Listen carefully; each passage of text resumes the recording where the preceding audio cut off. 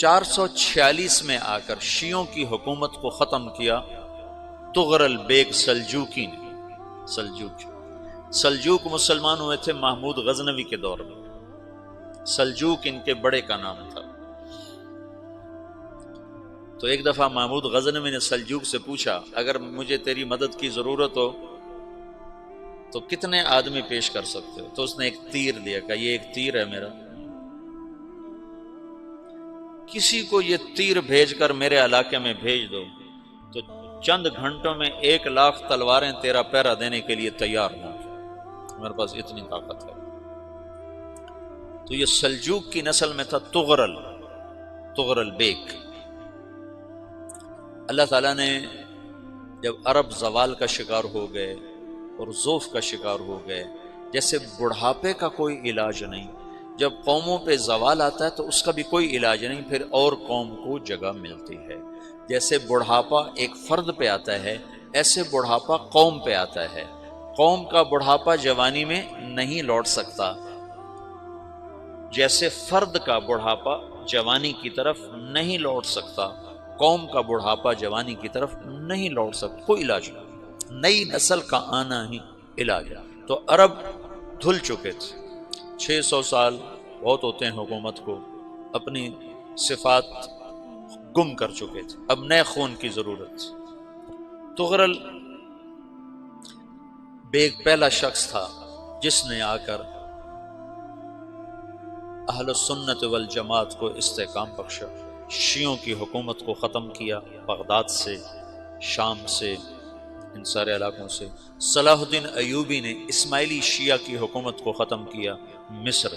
العاضد ان کا آخری خلیفہ تھا صلاح الدین ایوبی، نور الدین زنگی رحمۃ اللہ علیہ کا پروردہ تھا، اس کا دوست تھا، اس کے دوست بھی تھا، بچہ بھی تھا اس کے سامنے، زیادہ لکھنے پڑھنے کا شوق تھا۔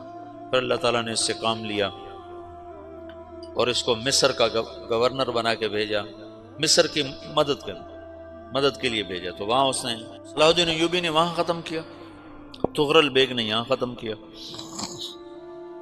تو پھر سلجوق جو تھے نا یہ اقتدار میں آئے، ادھر ختم ہو گئی سلطنت بنو عباس کی، مصر ایک چھوٹی سی ترکوں کی سلطنت، تو اللہ تعالیٰ پھر مرکزیت کے لیے ایک نظام چلایا۔ 2 لشکر آپس میں لڑ رہے ہیں ایک میدان میں، ایک جنگلی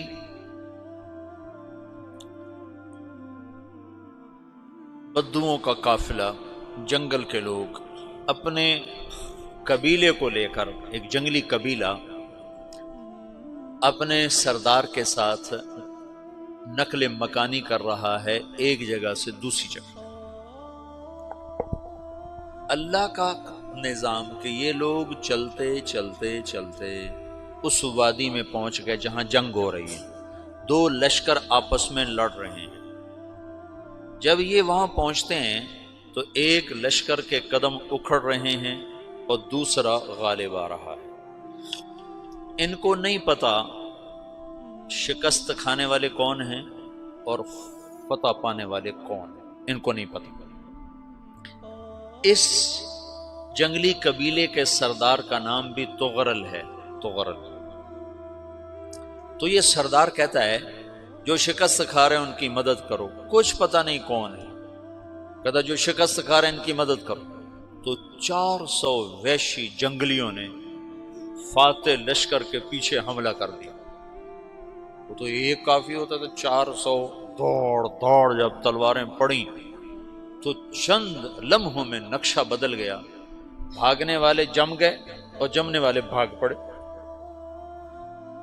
جب جنگ ختم ہوئی تو شکست خوردہ لشکر کے بادشاہ نے ان کو بلایا، اسے پوچھتا ہے مجھے جانتے ہو میں کون ہوں؟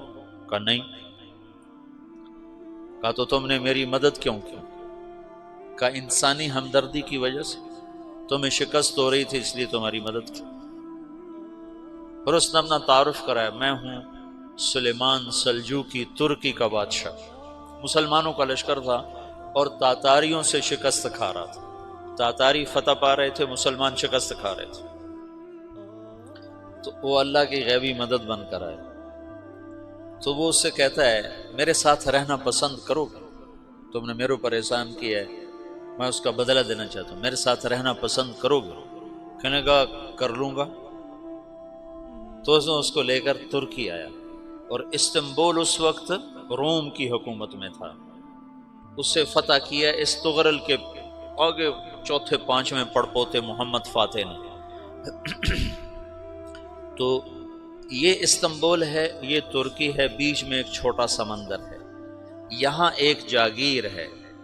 تو سلطان سلیمان کہتا ہے یہ جاگیر تجھے وقف ہے، ادھر سے رومی مجھے تنگ کرتے ہیں حملے کر کر کے، تو میرا دفاع کرتے رہنا، یہ جاگیر تیری۔ یہ اس جاگیر پہ اس نے اپنے قافلے کو آباد کر دیا، اپنے قبیلے کو، اور ایک چھوٹی سی حکومت بنا لی، جو ایک صوبہ سمجھو سلمان سلجوقی کا، وہ ایک چھوٹا سا صوبہ ہے۔ وہاں جب یہ رہ پڑا تو پھر یہ ایک شیخ کے بیت ہوتا ہے، وہاں شیخ طریقت ہے، ان کے یہ بیت ہونے جاتے ہیں، وہ اس کو رات اپنے پاس ٹھہراتا ہے، تو ایک کمرے میں ان کا خادم ٹھہراتا ہے۔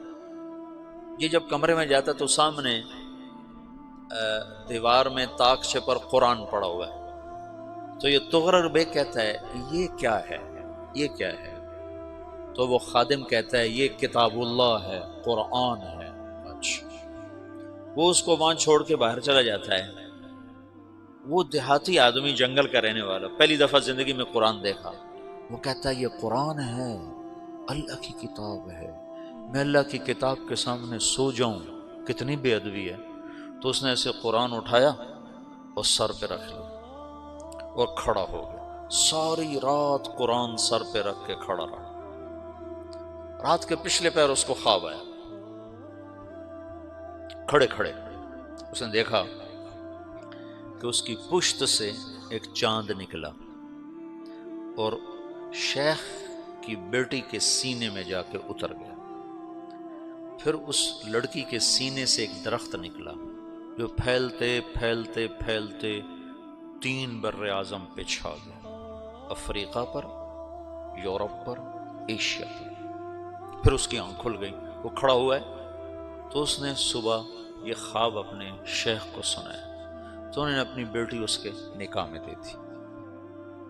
اس بیٹی سے ایک بچہ پیدا ہوا، تغرل بیگ نے اس کا نام رکھا عثمان، عثمانی ترک نام سنا ہوا، جو میں نے کل بتایا تھا کہ 1924 میں وہ خلافت ختم ہوئی، تو ایک بیٹا پیدا ہوا عثمان۔ عثمان نے پھر ایک نئی اسلامی حکومت کی بنیاد رکھی جو 1924 تک چلتی رہی، کوئی 800 سال یہ حکومت چلی۔ تو حکومت کا شرازہ بکھرا، لیکن پھر جڑ جاتا تھا، اور وہ قرن اول والا جوڑ کبھی نہ پیدا ہوا، ٹکڑے بن گئے۔ ان ٹکڑوں میں اللہ لوگ پیدا کرتا رہا جو دعوت دیتے رہے، دعوت زندہ رہی۔ جو تربیت کا نظام تصوف کے ساتھ تھا، اب وہ تبلیغ کے ساتھ